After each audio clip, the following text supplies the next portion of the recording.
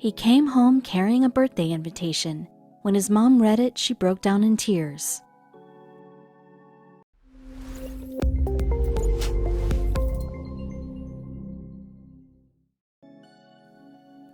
The ability to interact with other kids and form friendships is a crucial step in a child's social development.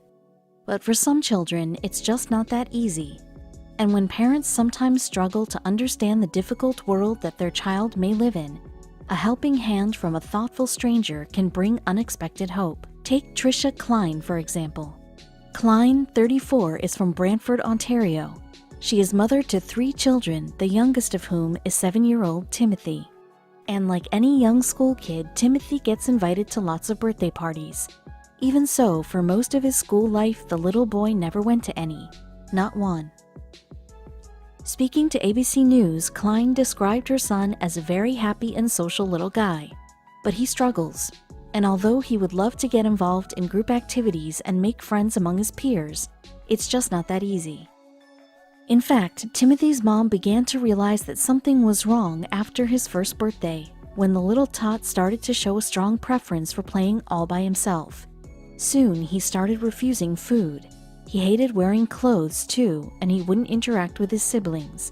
And then Timothy began making bizarre movements that left his mom totally confused and worried.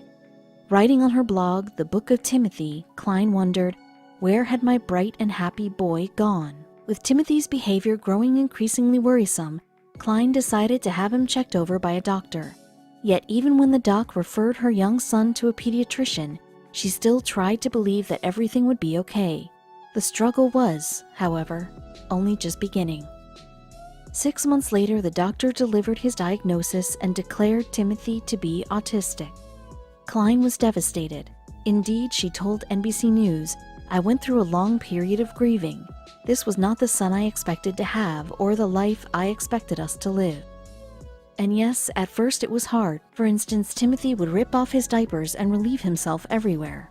He also threw endless tantrums, and once the cops were even called when he wandered out of an unlocked door. It's little wonder then that Klein was at a loss as to how to cope with Timothy's behavior. Klein didn't know whether to reprimand her son or let his behavior slide because it was a symptom of his condition. Thankfully, the stress eased a little when Timothy began seeing a behavioral therapist, and gradually the struggling mom came to see that, as much as possible, it would be best not to make any distinction between her son and her other kids. Autism can, after all, manifest in different behaviors from person to person. For Timothy, the condition means that he is slow to learn, becomes anxious and stressed in large groups, and is ultra-sensitive to light, sound, and smell. A sensory overload may, in fact, cause the young child to go into a meltdown. For Klein, the worries start coming thick and fast when Timothy started school. In fact, just getting him to the classroom proved a struggle. This was because the child even needed a harness to keep him in place on the bus, since he would often throw violent tantrums while on board. Then there was the stress of whether or not the teacher would fully understand Timothy's condition and how the other kids would respond to him. And, of course, there were the dreaded birthday parties. Because while parties are a time of unbridled joy for most kids, all of the strange sights and sounds would prove highly stressful for little Timothy. As a matter of course, Timothy had received many party invitations from his classmates, but Klein, fearful of the consequences, declined them all. And she wasn't just concerned about the likelihood of her son throwing an embarrassing tantrum either. Klein was also worried that he would steal all the attention on the day, upsetting the birthday girl or boy. Then one day after school, Timothy handed his mom an invitation for yet another birthday party. This time, however, instead of Klein tossing the piece of paper aside, she held on to it.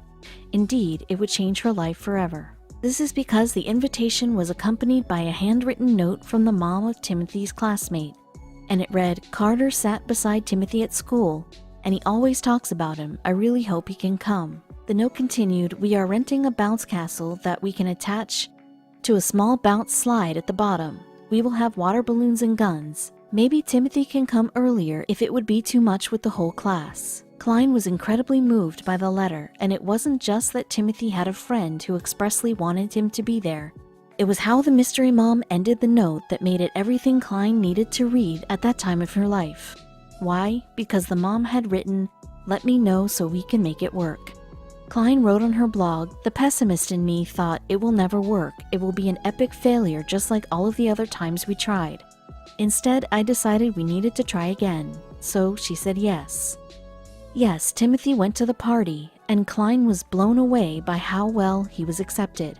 What's more, Timothy had fun. Klein hadn't known Carter's mom, Ainsley Picos, before, but just from that one small but mighty gesture, the pair became firm friends. Picos hadn't thought twice about inviting Timothy to her son's birthday, and neither had she realized what her special invite would mean to Klein. She told ABC News, "I love knowing that one note gave her the ability to go on another day. I want only one thing for our kids, for all kids really, and that is inclusion," Klein said to ABC News. "All they want is to feel included and accepted for who and what they are. That different is okay. It's just different."